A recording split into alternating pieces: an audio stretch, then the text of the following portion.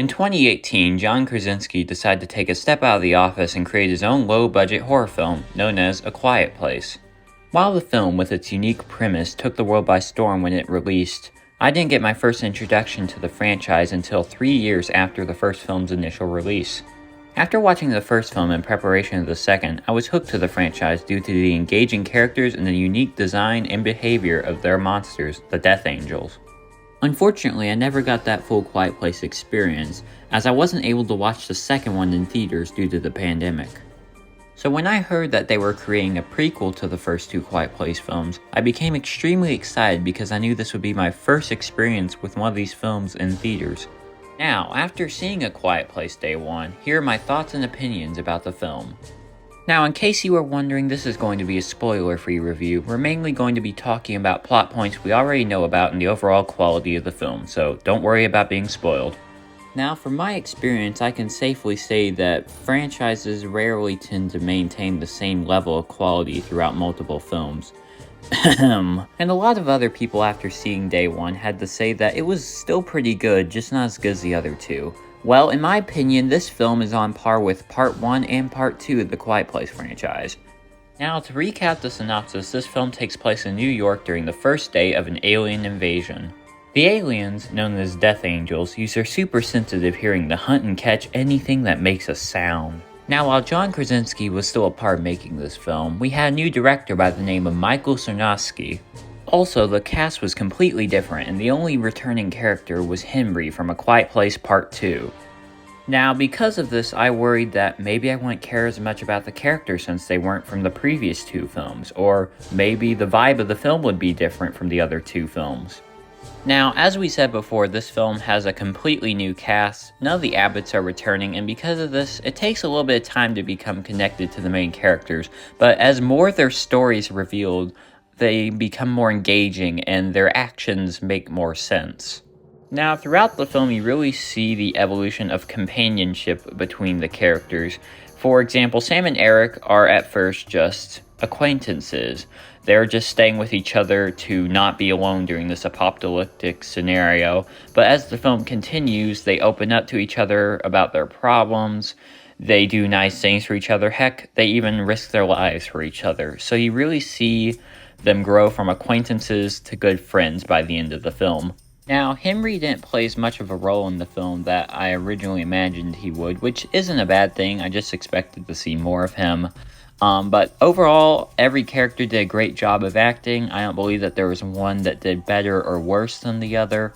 Now, it seems like the actors respond realistically to things. Like, if this was actually happening in real life, this is how people would actually respond to this. And it gets so realistic that it makes you think, man, I'm glad I don't live in this universe. Now, for a monster movie, this is an extremely emotional film. And a lot of you are probably thinking, oh, well, now I gotta go through a bunch of emotional crap just to get to the monster action. But you'll catch yourself really paying attention to the emotional parts and even letting those emotions being invoked by the characters affect your emotions as you're watching the film. Because this isn't a monster movie.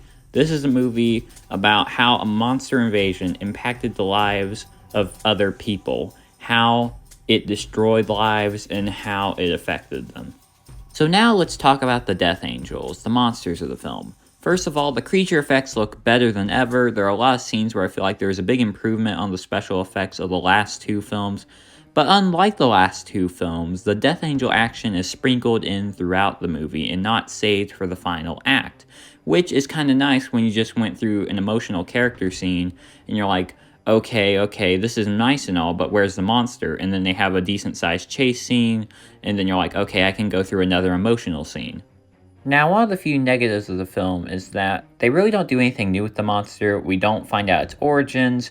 We don't see a new mechanic that the monster can do, other than a food source, which opened up more questions than it answered. But as long as we get some confirmation about these questions down the line, their origins, some of their other abilities, later down the line in other Quiet Place films, then I'll be happy. Now, this film had a lot of dread moments, like the previous films where the music would be rising, the monster would be getting closer, stuff like that. But there was also a couple of jump scares that really got me.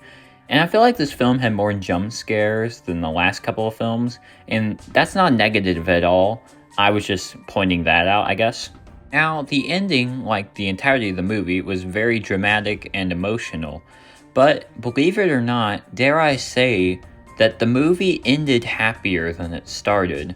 Now, I'm not going to say any more about it because it's probably too much information itself, but it's very unique because the film begins before the Death Angels arrive in New York. So, it's very weird that it ends happier than it begins. Now, here's the final negative of the film, and this is a good sign because there's only been 2 negatives I've had with this movie. But what I'm about to say involves a very small spoiler for day 1 and a small spoiler for part 2, so if you don't want to hear any of this, skip about 40 seconds ahead. But basically, after the meteor hits in the middle of New York and the Death Angels begin to attack everyone, our main character Sam almost instantly gets knocked out and wakes up after everyone's went into hiding. So, other than a couple of off-screen kills by the Death Angels, we don't see the initial reaction of average citizens to the Death Angels.